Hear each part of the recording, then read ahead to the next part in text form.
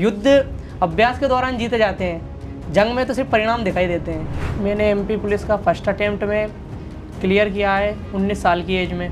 जब हम ट्रेन में थे तो एक भैया मिले थे, अच्छा, वो सीएमसी के ही थे। तो इसका मतलब कहीं ना कहीं आप पैसे बचाने की कोशिश कर रहे थे कि वो पैसे मेरे खाने पीने में काम आ जाएंगे। Yes, sir। मुझे उस चीज़ की खुशी इतनी ज़्यादा नहीं हुई कि मेरा सिलेक्शन हुआ, उस चीज़ की खुशी ज़्यादा हुई थी कि मेरे सीएमसी में सेमिनार करवाए इसलिए जाते हैं ताकि बच्चे। तो हिमेश, स्वागत है आपका सीएमसी इंदौर के परिवार में। Thank you sir. हिमेश, आपने एमपी पुलिस कांस्टेबल 2025 में सिलेक्शन लिया है, पहले तो उसका आपको बहुत बहुत बधाई उसके लिए। धन्यवाद सर आप।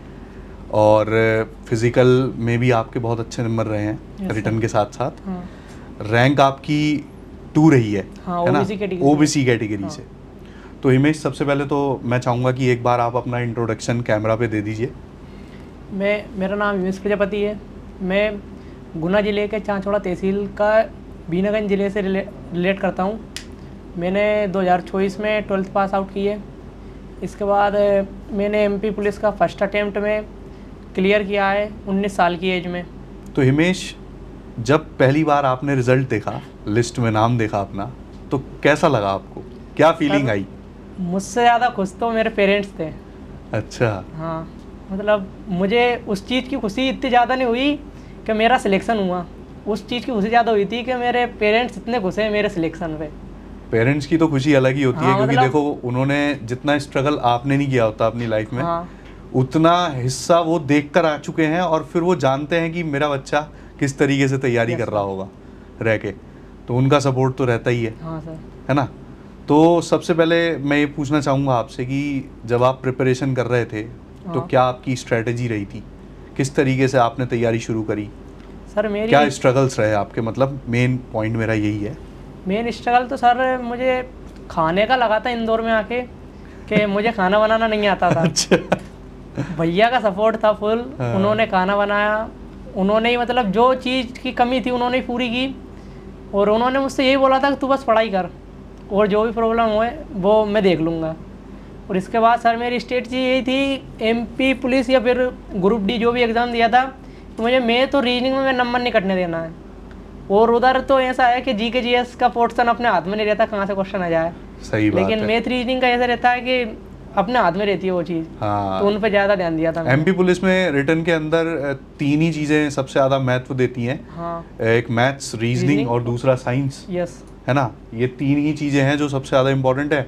उसके बाद एमपीजी के भी आता है हाँ, पार्ट, एमपीजी के बात और एमपीजी के करंट अफेयर्स वाला पार्ट ही ज़्यादा है। हाँ। तो क्या आप बच्चों को बता पाएंगे कि किस तरीके से मैथ्स रीजनिंग आपने प्रिपेयर करी अपनी, और आपके फुल में से फुल नंबर भी हैं, हाँ, मैथ्स रीजनिंग में है ना? 57 में हाँ, से तो एक बार 57। आप बताइए ज़रा बच्चों को कि किस तरीके से वो अपना माइंड सेट करें कि उनके भी फुल मार्क्स आ पाएँ।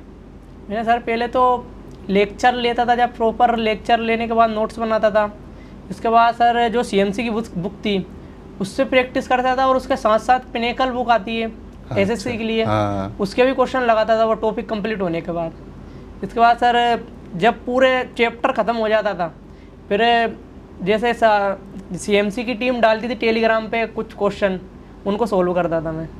बहुत बढ़िया। मतलब आपने कुल मिला के जो है पीडीएफ्स वगैरह जो भी हाँ। है यूटिलाइज करी अच्छे से, यस सर, रिवीजन बहुत बढ़िया तरीके से किया। Yes sir. तो मेन बच्चों को जो कंसर्न रहता है कि हम रिवीजन कितना करें, तो सबसे ज़्यादा ज़रूरी है कि आप सेम क्वेश्चंस का, सेम नोट्स का बार बार रिवीजन कीजिए, अपने कंसेप्ट को स्ट्रॉन्ग करिए, टाइप्स को क्लियर रखिए, ताकि आपको वो हेल्प कर पाए। सेम आपने ये काम रीजनिंग में भी किया होगा। हाँ, ठीक है, बाकी के नंबर कैसे बटोरे? करंट अफेयर्स थोड़ा वीक था। अच्छा, हाँ, तो उसमें नंबर कटे हैं मेरे। हाँ। और साइंस में आए हाँ। ठीक ठाक नंबर, साइंस बढ़िया थी मेरी। हाँ, हाँ, और एमपीजी के मैं पढ़ नहीं पाया था सर, सही बताऊँ अच्छा तो अच्छा, एमपीजी के पे ज़्यादा ध्यान नहीं नहीं दे दे पाए। पाया, क्योंकि सर उसका सिलेबस बहुत था और टाइम कम था, एग्ज़ाम आ गए थे। उसकी वजह मैंने साइंस पे फोकस किया था, क्योंकि उसका वेटेज भी ज़्यादा था और सिलेबस भी कम था, और मैंने पढ़ भी रखी थी पहले से। हाँ, तो आपने क्या किया, मैथ्स रीजनिंग में तो मार लिए फुल नंबर, हाँ, और उसके बाद रहा सा खींच लिया साइंस में से हिसाब किताब, है ना। और फिजिकल की तैयारी बहुत शानदार करी आपने, है हाँ, ना। फिजिकल में भी नंबर मारे और ओवरऑल स्कोर आपका जो है हाँ, वो 160.5 बढ़िया रहा था मेरा। सीएमसी का कितना योगदान रहा आपके इस सीएमसी का जर्नी सर में?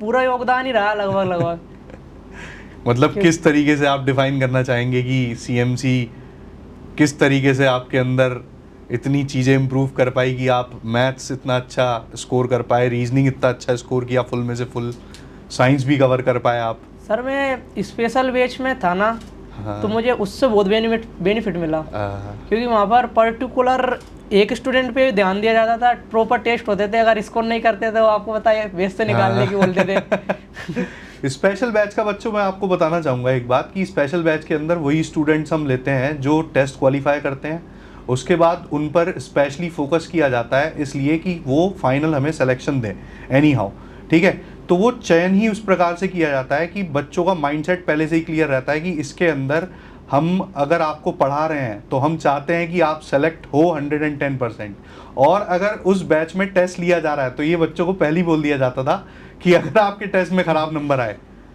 तो आप इस बैच से बाहर कर दिए जाओगे। तो वो एक खौफ इनके अंदर भी रहा, जिसके कारण से इन्होंने मेहनत ज़्यादा करी, मेहनत ज़्यादा का परिणाम ये है कि आज ये रैंक 2 लेकर बैठे हुए हैं। तो हिमेश, हम ये पूछना चाहेंगे आपसे कि आपने सीएमसी जब ज्वाइन किया था तो ऑनलाइन तैयारी करी थी या ऑफलाइन अपने यहाँ से? ऑफलाइन की थी सर मैंने। ऑफलाइन तैयारी की थी। तो आपको किस तरीके से यहाँ पर ये पता चला कि सीएमसी में आओ, तैयारी करो और गवर्नमेंट जॉब के लिए प्रिपेयर करो और फिर सिलेक्शन लो? सर जब मैं इंदौर आया था, मतलब डेमो लेने, स्टार्टिंग में डेमो लेने आया था मैं जी। तो मैंने, जब हम ट्रेन में थे तो एक भैया मिले थे, अच्छा। वो सीएमसी के ही थे। अच्छा। उन्होंने बोली थी कि सीएमसी बेस्ट है एसएससी के लिए। अच्छा। फिर इसके बाद हमने आके डेमो लिया और अच्छा। 2-3 कोचिंग का और लिया था। हाँ। फिर हम 3, मतलब मेरे साथ 2 फ्रेंड्स थे, तो हमको सीएमसी जमी थी, और अच्छा। बहुत से स्टूडेंट मिले जिन्होंने सीएमसी का ही बोला है। अच्छा। आपका एजुकेशनल बैकग्राउंड कैसा रहा? एजुकेशनल बैकग्राउंड सर, मेरे 10th में 87% थे। अच्छा। उसके बाद मेरे 10th में तो अच्छा खासा स्कोर था। हाँ सर। 12th में मेरी मैथ स्ट्रीम थी, 92% थे उसमें। आपकी तो एजुकेशनल क्वालिफिकेशन भी बहुत सही रही है, 10-12 में अच्छे खासे नंबर रहे हैं। गवर्नमेंट स्कूल से तो उसका भी बेनिफिट मिला होगा आपको? हाँ सर। गवर्नमेंट स्कूल से आपने प्रिपरेशन करी है। हाँ। सीएमसी की आपने फ्री टेस्ट सीरीज लगाई होगी। हाँ सर। तो उसका क्या बेनिफिट रहा आपको? उससे सर एक तो टाइम मैनेजमेंट हो गया है। हाँ। और इसके बाद पैटर्न का पता चल गया था कि मतलब कैसे आते हैं, कब पहले कौन सा पोर्शन करना है, तो उससे बेनिफिट उससे मिला था। उससे बेनिफिट मिल गया। मतलब आपने क्या स्ट्रेटजी रखी कि टेस्ट लगाना है इस तरीके से कि पहले कौन सी चीज़ को सबसे पहले सॉल्व करें जिससे अपने को क्या कहते हैं एक बूस्ट मिले, ताकि हम अच्छा स्कोर जनरेट कर पाएँ अपना। Yes sir. है ना? तो आपने वो क्रम फॉलो किया। और टेस्ट सीरीज आपने कितनी लगाई होंगी लगभग? कुछ काउंटिंग में आप लगभग का आंकड़ा बता सकते हैं इनको? क्योंकि कई बार बच्चों का ये क्वेश्चन रहता है कि सर हम किसी भी गवर्नमेंट एग्जाम की तैयारी कर रहे हैं तो हमें टेस्ट, नंबर ऑफ टेस्ट कितने देने चाहिए?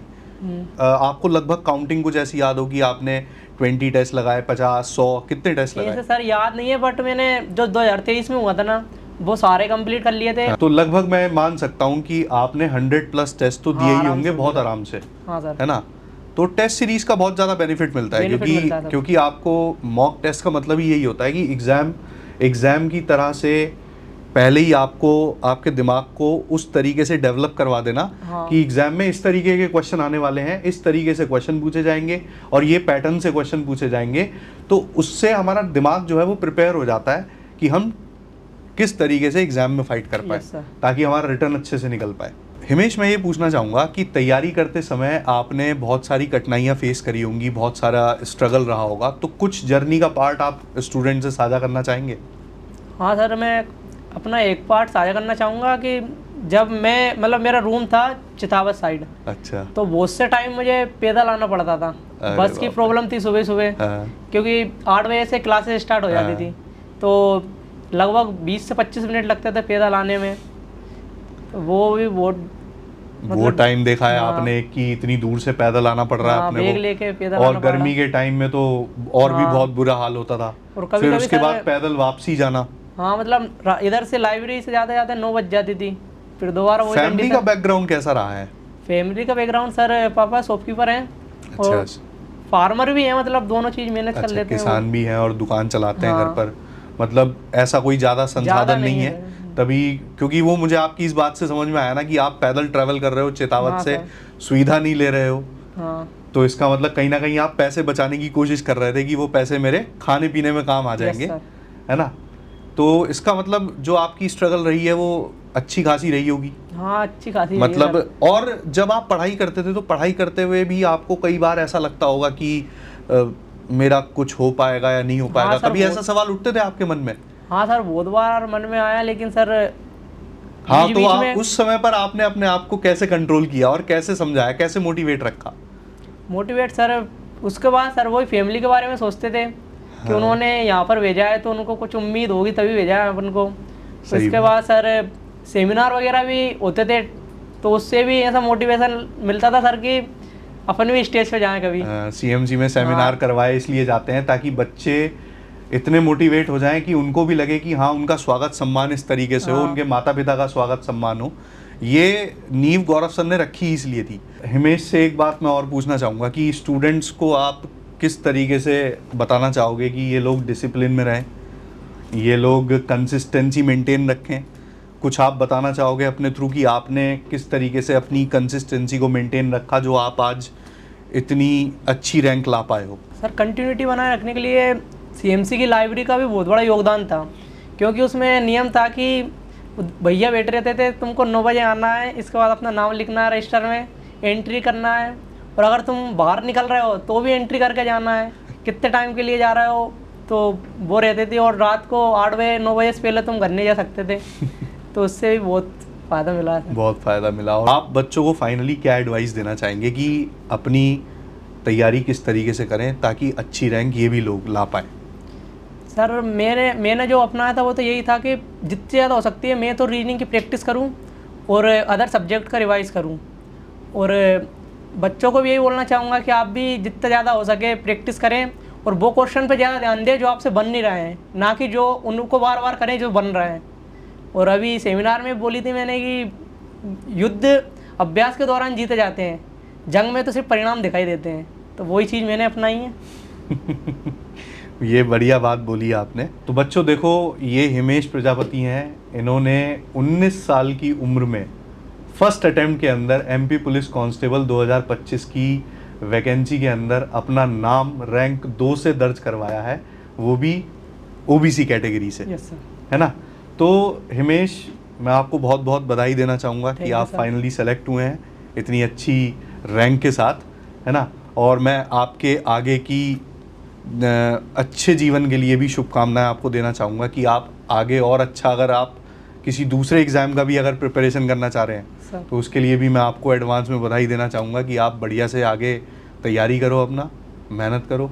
ठीक है? तो मैं बच्चों को ये बोलना चाहूँगा कि हिमेश की इस जर्नी से आपको बहुत कुछ सीखने को मिलेगा। ठीक है? और हिमेश की इस जर्नी से जो आपको सीखने को मिल रहा है, तो अगर हिमेश कर सकता है 19 साल की उम्र में, इतनी कम उम्र में, तो आप लोग भी कर सकते हैं बिल्कुल।